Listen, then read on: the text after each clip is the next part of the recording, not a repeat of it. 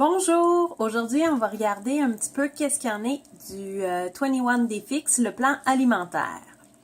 Donc, vous avez reçu avec votre trousse un plan alimentaire qui peut ressembler à ceci. Ça, c'est celui du Country Eat. Beaucoup des programmes Beachbody ont le plan 21 Day Fix comme plan alimentaire. Donc, sensiblement le même dans chaque programme. Parfois, il y a des petites variantes. C'est important de se référer au guide du programme qu'on fait, puisque le nombre de calories peut être établi en fonction de l'intensité du programme. Et puis aussi, il va y avoir certains aliments qui vont peut-être être proscrits dans des programmes un peu plus rigoureux. Donc, si on y va de base, la première chose à faire, c'est de calculer dans quelle braquette qu'on se trouve au niveau calorique. Donc, c'est un petit calcul mathématique. On se pèse en livres, on multiplie par 11 pour avoir le nombre de calories de base. Et puis, on additionne 400 qui se trouve à être les calories pour maintenir le maintien, là, juste pour rester en vie. Ensuite, on va soustraire à ce nombre-là 750 si on veut perdre du poids, ce qui va nous donner notre cible calorique. Dans le plan 21 Day Fix, on a établi comme 4 plans en fonction d'une braquette. Donc, on ne vise pas un nombre pointu, mais une marge. Donc, quelqu'un qui se trouve dans le plan A doit viser de manger entre 1200 et 1499 calories par jour. Le plan B, 1500 à 1799, etc. Quelqu'un qui se trouve en dessous ou au-dessus des bornes inférieures et supérieures des catégories du bout doit arrondir. Donc, si on est en bas de 1200 calories, selon le petit calcul, eh bien, on arrondit puis on se trouve dans le plan A, 1200 à 1499 calories. Un coup qu'on a établi ça, ça nous permet d'aller dans le tableau qui va déterminer le nombre de contenants qu'on doit consommer par jour pour atteindre cette cible-là. Chaque contenant vise un type d'aliment en particulier. On a le contenant vert pour les légumes. La couleur va bien avec ces légumes-là qui souvent vont être verts. Donc, ça mesure une tasse et puis on se réfère toujours au guide pour savoir un petit peu, des fois, il y a des légumes qui sont particuliers, que c'est pas exactement la même quantité. Attendez, ce sera pas long. OK. Par exemple, des betteraves, on va dire deux betteraves moyennes correspondent à une portion. Quand il n'y a pas de nombre à côté, ben dans le fond, on remplit le contenant. C'est ça. Donc, puis, ce qui est important aussi dans le guide, on trouve toujours une liste d'aliments. Et puis, quand on va dans le haut, c'est toujours les meilleurs aliments en termes de rapport calorique et nutritif. Donc, si on choisit toujours des aliments du bas, les résultats seront moins efficaces. Donc, toujours balancer nos choses, on vise la variété, mais on peut cibler ceux du haut, les privilégiés. Puis, si on atteint un plateau, ben, on retourne vers ceux du haut. Après les légumes, on a les fruits dans le contenant mauve. Lui aussi mesure une tasse. Donc, tout dépendant du nombre de calories qu'on vise, on peut avoir à en manger 2 contenants comme ça par jour jusqu'à 4 contenants, tout dépendant où on se trouve. Les légumes, c'est de 3 à 6. Donc, proportionnellement, on mange plus de légumes. Au niveau des protéines, on les mesure dans ce petit contenant rouge-là. Ça, c'est 2 tiers de tasse. Et puis, là-dedans, notre Shakeology va compter.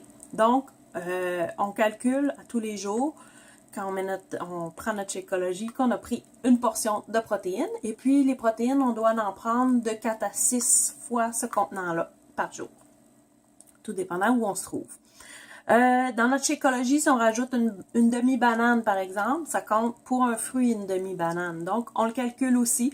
Moi, je mets des épinards. Donc, les épinards, c'est un petit peu, je dirais, un aliment bonus parce qu'il est très peu calorique, puis on peut les entasser beaucoup. Puis de toute façon, les légumes, ça serait une catégorie, si on a encore faim à la fin de notre journée, puis on a atteint toutes nos catégories. Ça ne dérange pas de manger plus de légumes. Donc, les légumes dans mon Shake-O, je les compte plus ou moins. Le lait, dans notre Shake-O, on devrait le compter comme un glucide. Les glucides, c'est une demi-tasse par jour. On a droit, tout dépendant de notre braquette, à de 2 à 4 par jour. Puis ça, c'est notre catégorie un petit peu plus ardue pour plusieurs, hein, parce que là-dedans va rentrer les pâtes, va rentrer le riz, va rentrer les légumineuses, va rentrer nos cheat meals. Si on veut prendre un verre de vin, par exemple, on a droit, je ne sais pas par cœur, on a droit à quelques fois, c'est une fois par semaine, si on veut être puriste, j'avoue, je triche des fois. On nous dit 3 fois par semaine, on peut remplacer un contenant jaune par une portion des aliments suivants, donc le lait de vache qu'on traite là, le lait de soya, le lait d'amande, l'eau de coconut, le lait de noix de coco, les jus, le lait de riz et le vin. C'est sûr que y a des moins puristes qui considèrent que le lait d'amande ne doit pas être compté là. Donc, c'est à vous de voir à quel point vous voulez faire votre plan à la lettre ou avec des petits à côté. Donc, ceci sont les glucides. Ensuite, on a un petit contenant bleu. Lui est réservé aux bons gras. Donc, là-dedans, il y a l'avocat, le fromage, les noix. Qu'est-ce qu'il y a aussi? J'en oublie tout le temps. On dirait qu'on vient habitué avec nos chouchous, puis on en oublie. Ah oui, l'houmous, c'est vrai, j'en prends ça de l'houmous. Ouais, c'est pas mal ça. Fromage, noix. Donc, c'est ça. Le meilleur aliment pour les bons gras serait l'avocat. Et ensuite, les amandes, les cachous, les arachides, les pistaches, etc. Les bons gras, c'est peu importe la catégorie, la braquette de calories qu'on vise, c'est un contenant par jour. Lui aussi, il peut être un petit peu dur. Je pense que les olives aussi sont là. Hein. J'en mange pas souvent des olives. Olives. Parce que je le cherche, je le vois pas. Non, je les vois pas là. J'y reviendrai. Donc, ce contenant-là, souvent aussi, quand on a une soirée, on sait qu'on va manger chez des amis, hein, ceux-là, dans la journée, on n'en prend pas trop pour se permettre le soir, je sais pas, un petit verre de vin, un petit peu de fromage. C'est mes trucs à moi pour arriver à respecter mon plan. Le dernier contenant, le orange, lui est destiné aux vinaigrettes et aux graines. Donc, graines de chia, graines de chanvre, graines de lin, graines de sésame, graines de tournesol et les vinaigrettes. Bon, on en a 2 parce que c'est plus pratique probablement pour les transporter. Si on met de la vinaigrette, on peut se servir quelquefois de ce contenant-là. Moi, au bureau, j'en garde tout le temps un avec des graines de chanvre. J'aime ça saupoudrer ça sur ma salade le midi ou même un plat que j'ai réchauffé, je vais saupoudrer ça après dessus. Puis ça m'assure d'avoir, dans le fond, ces nutriments-là parce que c'est des aliments assez riches qui vont amener des nutriments qu'on ne trouve pas nécessairement partout. Donc ça, peu importe la braquette, on a droit à un par jour. La dernière chose, c'est la cuillère à thé. Elle n'est pas fournie avec les petits contenants quand on achète un programme, mais tout le monde a ça à la maison. Cette cuillère-là sert pour les huiles et les beurres de noix. Donc, par exemple, l'huile d'olive, l'huile de noix de coco, qui est une très très bonne huile, soit dit en passant. Autant pour le goût, si vous aimez la noix de coco, ça donne des sautés tellement fabuleux. Toutes les bonnes huiles, en fait.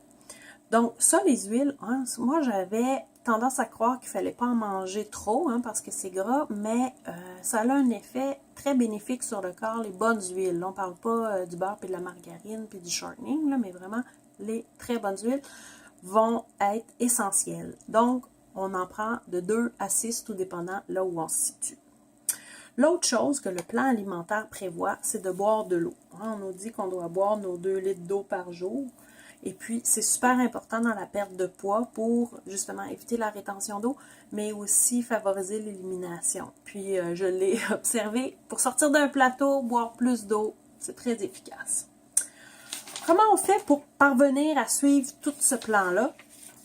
L'idéal, c'est d'avoir un moyen de suivre. Moi, cet été, je notais tout sur des petites feuilles qui, dans le fond, c'est des copies du plan là, qui venaient de mon guide. Donc, avec mes crayons marqueurs, parce que je suis visuelle, je notais. Puis même, j'avais pris la peine d'indiquer en haut de chaque catégorie, comme un rappel, combien j'avais droit, combien ça mesurait. Et puis, je me notais dans les marges qu'est-ce que j'avais pris. Des fois, je notais l'heure. Comme ça, tu sais, ça me permettait de suivre un petit peu plus. En le faisant comme ça, à la fin de ma journée, quand j'avais un petit creux, puis parce que moi, je planifiais pas tout le temps d'avance, ça me permettait de voir, puis ça me permet encore aujourd'hui, je parle au passé, mais je le fais toujours, mais je le prends pas tout le temps en note. Là, j'arrive à le mémoriser. Mais je suis capable de compter, OK, là, j'ai mangé ça, ça, ça. Puis là, j'ai faim, qu'est-ce que j'ai besoin, qu'est-ce qui me reste. Puis souvent, je dirais que ça vient vraiment calmer la faim quand on arrive à l'équilibre avec toutes les catégories d'aliments. L'autre chose, il y a des applications pour les appareils mobiles. Ça peut être très pratique pour noter ça. Donc, ça existe. Vous pouvez aller voir sur votre page où on télécharge les petites applications. 21 Day Fix et vous allez en trouver quelques-unes. Je ne suis pas fervente de ça, donc je ne saurais pas vous recommander une plus qu'une autre. C'est à vous peut-être d'essayer. Il y en a des gratuites, des payantes. Donc, c'est ça pour le plan alimentaire. Tout au long du défi, en fait, on va y revenir sur le plan. Il va être réexpliqué aussi. Vous avez votre guide, mais moi, ce que je vous conseille de faire, c'est d'ici la fin de semaine, d'avoir pris le temps de jeter un coup d'œil. C'est quoi les catégories d'aliments? Qu'est-ce que ça contient? Pour déjà s'imprégner. Vous pouvez trouver sur Pinterest des résumés de tout ça. Vous pouvez peut-être même photocopier à partir de votre guide, tout ça, puis les coller sur votre frigo, vous faire des rappels, parce que des fois, au début, c'est difficile de dire « Ah, ça va où ça, cet aliment-là? Combien j'ai droit? » Donc, il faut se donner le temps d'intégrer c'est un nouveau mode alimentaire, mais un coup que c'est intégré, c'est très simple. L'autre chose que j'aurais envie de vous dire, c'est que ça peut vous paraître peu. Hein? Moi, je sais qu'au début, je disais juste une tasse de légumes, ben, mettons 4 tasses par jour. Les légumes, non, j'avoue, c'était pas ça, j'avais de la difficulté. Mais mettons, on dit nos glucides. OK, j'avais droit, moi, j'étais dans la catégorie, là, le plan B, donc 1500 à 1799 calories. 3 fois par jour, ben 3 portions comme ça par jour de glucides. Je pouvais pas manger une assiette de spaghettis, là, puis mettre du fromage dessus, puis, tu sais, je bustais mes choses. Mais quand on remplit ça, mettons, on met du riz dans ça, on met nos légumes ici, puis je sais pas, je vais hacher du poulet, je mets ça là-dedans. Je vais vous mettre sur le groupe une photo de quoi ça a l'air. Ça a l'air tout petit, tu mets ça dans ton assiette, ça a l'air ridicule, mais c'est tassé là-dedans. Tu les mets dans ton assiette, puis ça fait une très belle assiette, assez garnie. Donc, je vous rassure, inquiétez-vous pas, vous n'allez pas mourir de faim, c'est pas un régime, c'est vraiment un mode d'alimentation équilibré, un plan alimentaire qui vise l'équilibre, hein, parce qu'on portionne, on mesure nos aliments pour arriver à balancer puis atteindre cet équilibre-là entre chaque groupe alimentaire. Donc, si vous avez des questions, gênez-vous pas à les poser dans votre groupe défi. Ça va me faire plaisir d'y répondre. Et puis, demain, on poursuivra avec la préparation alimentaire. Sur ce, ben, bon défi!